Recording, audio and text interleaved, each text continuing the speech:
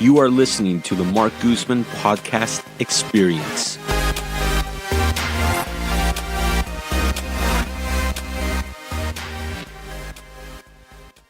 Mayhem with Facebook, because it's not, I don't think people are really going to care that much 10 years from now.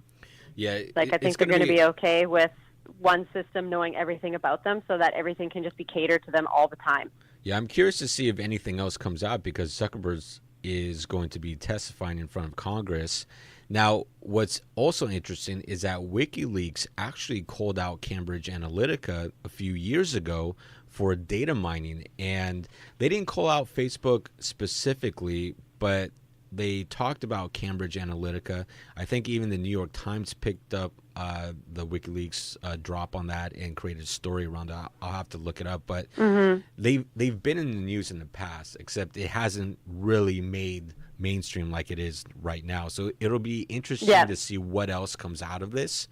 I know lots of politicians have hired Cambridge Analytica. Ted Cruz was another one that had hired him. He obviously lost, but yeah, so it's going to be interesting to see what comes out of this. It is interesting, and I think it's a good way to shed some light on how elections are held as well. Like, I was told from a bit of an inside source that Facebook offers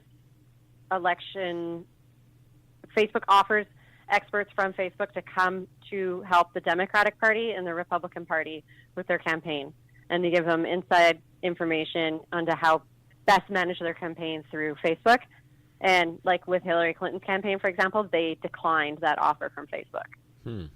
That's what I was told by someone that works within the government in the States. So this is a good eye-opener as well to future parties that are going to be advertising on social media to get as much help as possible, but also to the general population and the voters it's like that whole fake news thing. Like, yes, it's true. You can't just scroll on Facebook and believe everything you see and everything you read. It's like you have to kind of check out once in a while and use your own brain. I think personally, as a society, we each should be responsible for researching everything that we see before we actually claim it to be true or believe it. Yes. I mean, there's so much fake stuff out there. It's just ridiculous. I mean, The Onion proves it. I mean, they came out and still to this day, they're extremely popular, and I still see people fall for their articles, even though The Onion is well known for just being fake news.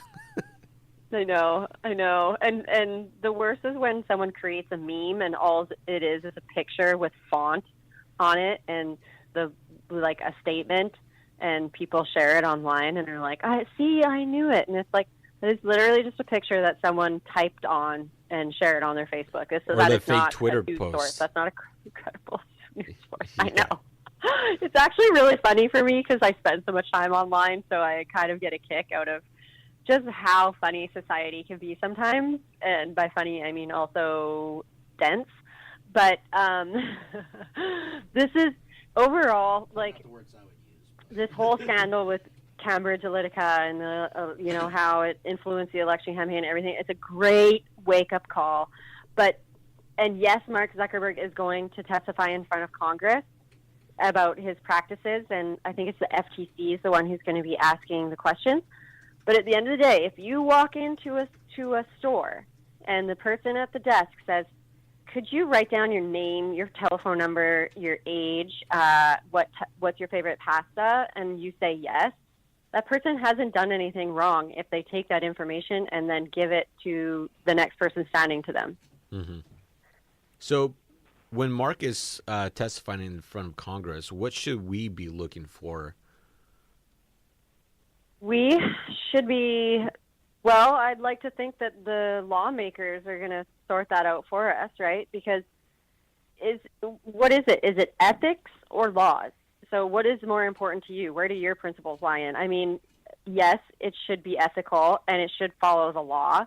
Was it ethical for Facebook to expose this data and make it available to the Quiz app to collect the data?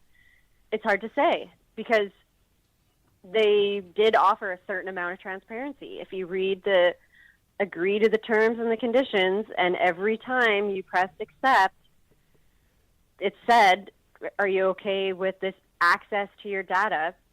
And you said yes. Was there a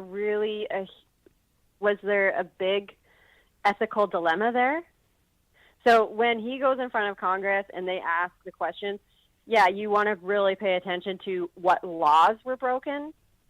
And then following the testimony, you want to pay attention to what their PR department is going to be putting out there, because they have quite the mess to be cleaning up right now.